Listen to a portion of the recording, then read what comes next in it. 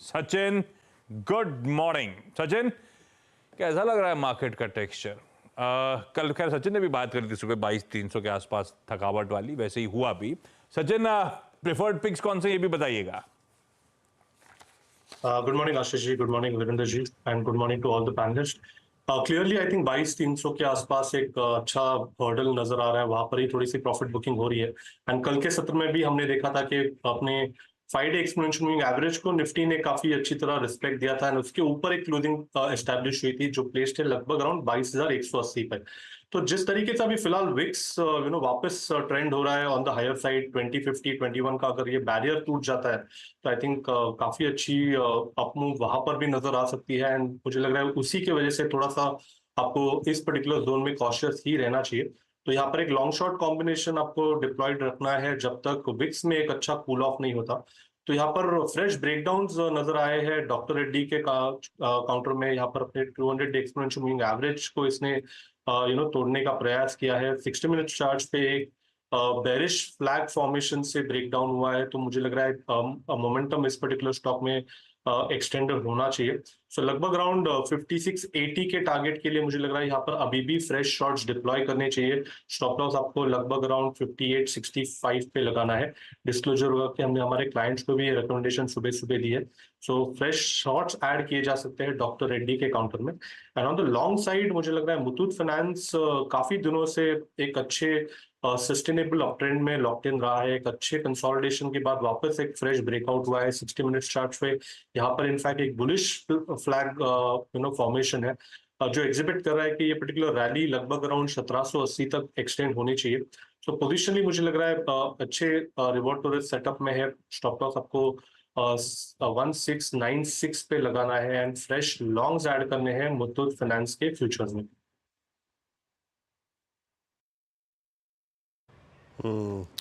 Okay, Muthoot finance gold 43,000, sorry 73,000। तो एक बार फिर से आज सारी की सारी गोल्ड फाइनेंस कंपनीज पे बहुत स्ट्रॉन्ग मूव है। विकास जी, गुड मॉर्निंग। आपके दो ट्रेड्स इस वक्त के? वीरेंद्र जी, आशीष जी, देखो ओवरऑल मार्केट का जो सीनियर है यहाँ पे थोड़ा सा वोलेटिलिटी देखने मिल सकती है, लेकिन कल भी मैंने बालकृष्ण इंडस्ट्री 2 बजे के शो में रिकमेंड कर चुका था।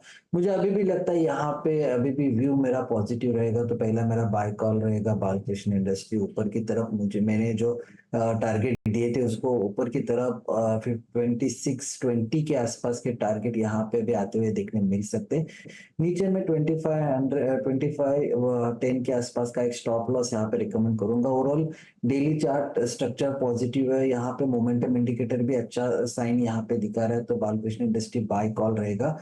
दूसरा मेरा आईटी से रहेगा इन्फोसिस। इन्फोसिस में कल जिस हिसाब से लास्ट कुछ दिनों में ट्रेडिंग हो रहा था शॉर्ट टर्म एवरेज के आसपास, तो उसके ऊपर आज आते हुए देखने मिल रहा है। आज वापस 1440 के ऊपर टिकते हुए देखने मिल रहा है, तो इन्फोसिस मेरा बाय कॉल रहेगा। 1418 का स्टॉप लॉस यहाँ पे नीचे लगाना है। ऊपर में जो टारगेट निकल के आ रहे हो 1500 के आसपास के टारगेट इन्फोसिस में आते हुए देखने मिल सकते हैं। तो मेरे दोनों भी कॉल बाय साइड करेंगे, एक बालकृष्ण इंडस्ट्री और दूसरा इन्फोसिस।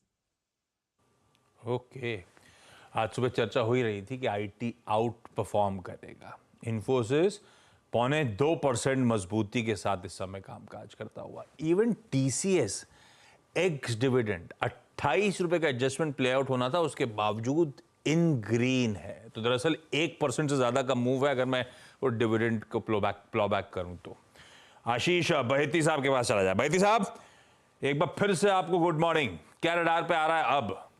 Good morning Ashish ji. पहला स्टॉक तो आईटी से ही रहेगा, बिरला सॉफ्ट। ये मिड कैप आईटी में अंडर प्रेशर में है। 200 एमआ और 20 एमआ दोनों के नीचे ट्रेड कर रहा है और आज ऊपर से थोड़ा सा कूल ऑफ हुआ है, लेकिन रिस्क रिवॉर्ड काफी फेवरेबल है इस जोन पे यहाँ पर इसमें बिरला सॉफ्ट में, और एक आउट परफॉर्मर रहा है लास्ट टाइम की जो मिड कैप आईटी की रैली थी। तो 605 का एक स्टॉप लॉस लगाकर खरीदारी की सलाह रहेगी 625 और 635 के टारगेट्स के लिए। दूसरा जो स्टॉक हमें अच्छा लग रहा है वो गॉडरेज प्रॉपर्टीज। ये सेक्टर में भी काफी बाइंग इंटरेस्ट बना हुआ है कंटिन्यूसली। ओवरऑल रियलिटी नंबर्स के बाद बहुत स्ट्रॉन्ग रिएक्शन दिया है, और अगर आप लोढ़ा और अजमेरा और शोभा में भी देखेंगे तो बाइंग इंटरेस्ट कंटिन्यूसली बनी हुई है। तो गॉडरेज प्रॉपर्टीज में भी खरीदारी की सलाह रहेगी। जो स्टॉप लॉस में मेंटेन करना हो 2790 का कैसे मेंटेन करे। 2900 एंड 2950 के दो टारगेट्स के लिए इसमें खरीदारी की जा सकती है। ये आईटी और रियल्टी, ये दोनों पॉकेट्स आज आउट परफॉर्म कर रही हैं और दोनों पॉकेट्स एक बड़े बड़े पिक